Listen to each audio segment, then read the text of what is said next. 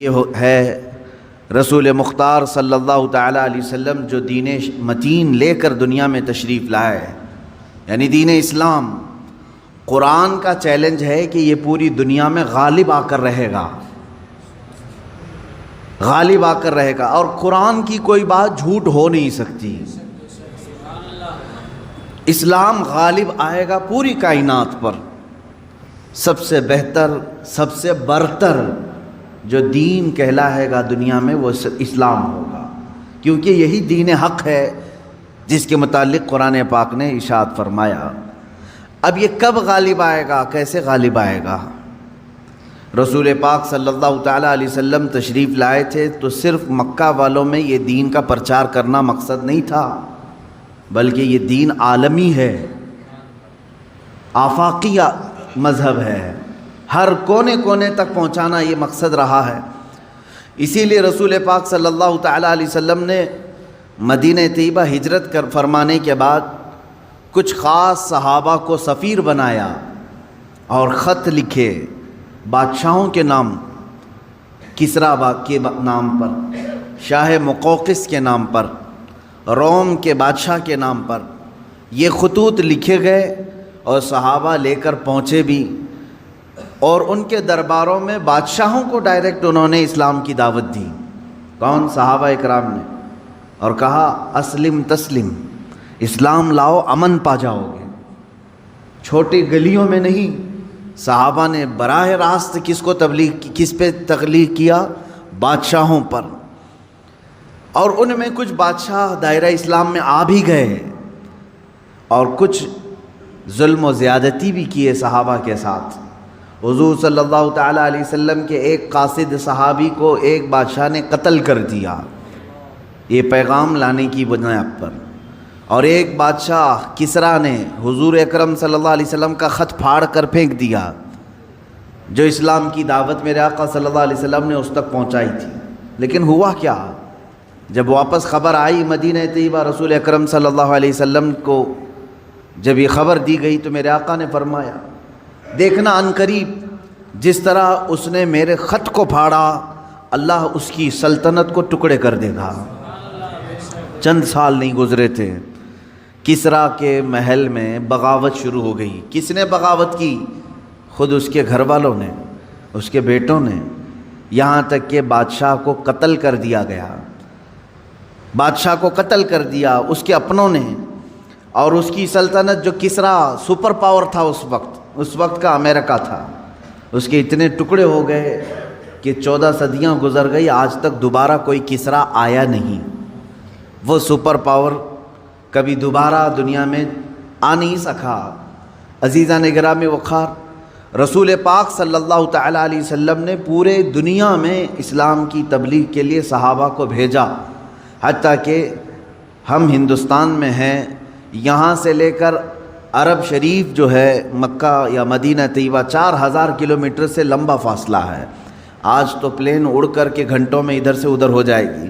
اس وقت میرے آقا صلی اللہ تعالیٰ علیہ وسلم کی حیات طیبہ میں ہی سن 8 ہجری میں ہی چند صحابہ کی جماعت ہندوستان بھی آئی، اور اسلام کی دعوت یہاں پر انہوں نے پیش کیا۔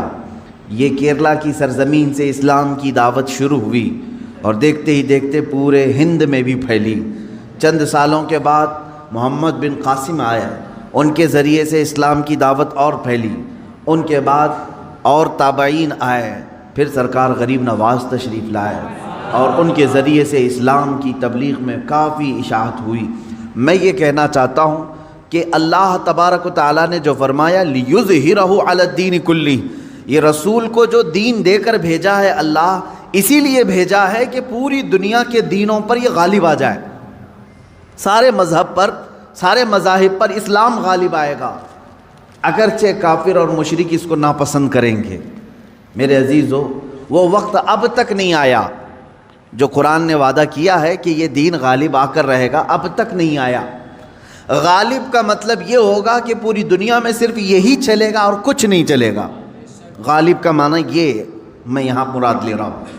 اس طرح سے 1400 سال میں کبھی نہیں ہو سکا۔ سیدنا ابو بکر صدیق رضی اللہ تعالیٰ عنہ کے زمانے میں خلافت کی وسعت ہوئی، یمن تک پہنچ گیا۔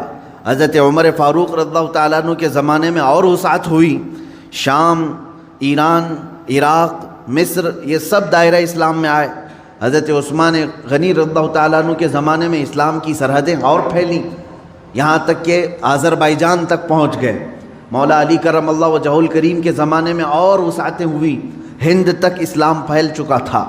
اب اسی طرح بعد کے جو ملوک آئے، یعنی اموی جو خلافت تھی، اس میں جتنے بادشاہ آئے انہوں نے بھی اسلام کی وسعتوں کو پھیلایا، لیکن پورے کے پوری دنیا پر اسلام کو غالب کرنے کے لیے کوئی بادشاہ نہیں آیا۔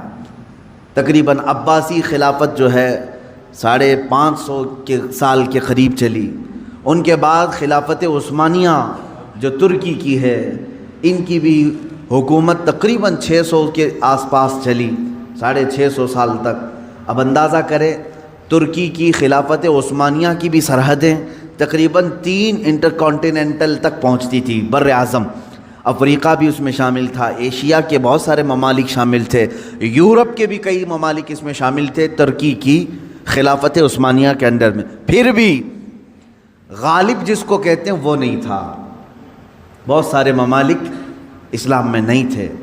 تو اب یہ 14 صدیوں کی تاریخ میں نے آپ کو اجمالاً بتا دی، خلافت راشدہ سے لے کر خلافت عثمانیہ تک، خلافت راشدہ سے لے کر خلافت عثمانیہ تک، یعنی تقریباً 632 عیسوی سے لے کر 1921 تک پورا کا پورا جو یہ یعنی مسافت ہے، اس میں سب بادشاہان اسلام، خلفائے اسلام آئے، لیکن دین غالب جس کو کہا گیا ہے قرآن میں وہ نہیں تھا۔ ہاں چند ملکوں میں ہے، آج بھی 57 کنٹریز میں اسلام ہے تقریباً۔